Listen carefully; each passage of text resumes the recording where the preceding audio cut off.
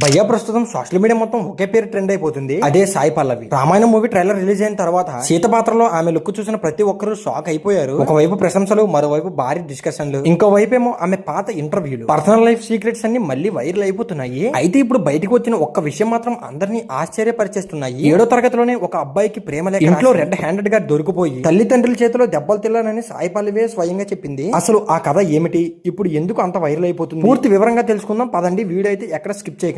So ఇప్పుడు మనం వీడియోలోకి వెళ్ళిపోదాం. రామాయణం మూవీ ట్రైలర్ రిలీజ్ అప్పటి నుంచి సోషల్ మీడియాలో ఎక్కడ చూసినా సరే సాయి పల్లవి గురించి చర్చలు వస్తున్నాయి. ఆమె సీత పాత్రకు న్యాయం చేస్తుందా, ఆమె లుక్ ఎలా ఉంది, ఆమె నటన ఎలా ఉండబోతుంది అంటూ కోట్లాది మంది అయితే మాట్లాడుతూనే ఉన్నారు. ట్రైలర్ లో కేవలం కొన్ని సెకండ్లే కనిపించినా సరే ఎంతో సింపుల్ గా కనిపించే సాయి పల్లవి జీవితంలో కూడా ఇలాంటి సరదా సంఘటన కూడా ఉందా అంటూ చాలా మంది ఆశ్చర్యపోయారు. విరాట పర్వం సినిమాలో వెన్నెల అనే క్యారెక్టర్ లో నటించిన సాయి పల్లవి ప్రేమ కోసం ఎంత దూరమైనా వెళ్లే అమ్మాయిగా కనిపించింది. సినిమాలో రానా దగ్గుపాటి పాత్రకు ఒక లేఖ అందించడానికి తన ప్రాణాలనే పణంగా పెడుతుంది భయ్యా.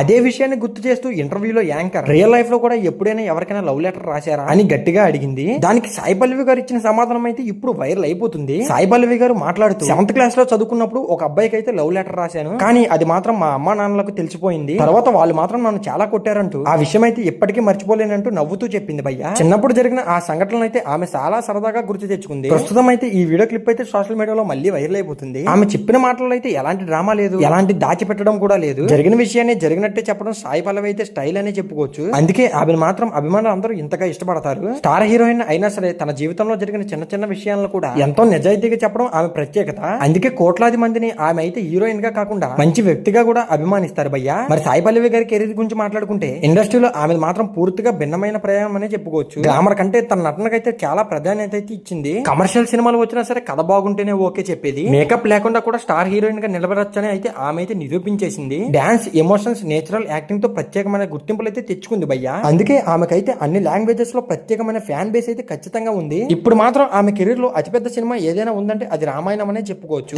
చిచోరేమంటే బ్లాక్ బస్టర్ మూవీస్ తెరకెక్కించినా సరే ఎన్టీఆర్ తివారీ చేతిలో ఈ భారీ చిత్రం రూపొందుతుంది. ఇందులో రణబీర్ కపూర్ శ్రీరాముడుగా, సాయి పల్లవి అయితే సీత, యశ్ రాముడుగా వస్తున్నారు. ఇప్పటికే రిలీజ్ అయిన ట్రైలర్ తో అద్భుతమైన రెస్పాన్స్ రావడంతో సినిమాపై అంచనాలు అయితే ఆకాశానికి తాకేస్తున్నాయి. ప్రస్తుతం సోషల్ మీడియాలో అయితే చాలా మంది ఒకటే మాట అంటున్నారు భయ్యా, సాయి పల్లవి కంటే సీత క్యారెక్టర్ కి ఇంకెవరో అస్సలు పర్ఫెక్ట్ గా సెట్ అవ్వరని చెప్పేస్తున్నారు. ఆమె కళ్ళల్లో కనిపించే అమాయకత్వం, సహజమైన అందం, ఎక్స్ప్రెషన్స్ ఇవన్నీ సీత పాత్రకైతే సరిగ్గా సరిపోతాయని అభిమానులు అందరూ కామెంట్స్ చేస్తున్నారు. మరోవైపు ఈ సినిమా ఇండియన్ సినిమా హిస్టరీలోనే ఒక కొత్త బెంచ్ మార్క్ సెట్ చేస్తుందని కూడా చాలా మంది చెబుతున్నారు. ఇక సాయి పల్లవి ఆ 7వ తరగతిలో రాసిన ఒక్క లవ్ లెటర్ కదా ఇప్పుడు మరోసారి వైరల్ అవ్వడానికి వెనక ఉన్న కారణం కూడా ఇదే. రామాయణం ట్రైలర్ తో ఆమెపై దేశవ్యాప్తంగా ఫోకస్ పెడుతుంది భయ్యా. వ్యక్తిగత జీవితానికి సంబంధించిన ఆసక్తికరమైన విషయాలు మళ్ళీ సోషల్ మీడియాలో ట్రెండ్ అయిపోతున్నాయి కదా. మరి ఫ్రెండ్స్, సాయి పల్లవి చెప్పిన ఈ చిన్ననాటి కథ గురించి మీరేమనుకుంటున్నారో కామెంట్ చేయండి. అలాగే రామాయణం మూవీలో సీత పాత్రలో సాయి పల్లవి ఎలా కనిపించబోతుందని ఊహించుకుంటున్నారో కామెంట్ చేయండి. మరి ఇలాంటి లేటెస్ట్ అప్డేట్స్ కోసం మన సినీ లాజిక్ ఛానల్ అయితే సబ్స్క్రైబ్ చేసుకోండి. మరి ఫైనల్ గా ఈ వీడియో చివరి చూస్తుంటే చాలా థ్యాంక్స్ అండి.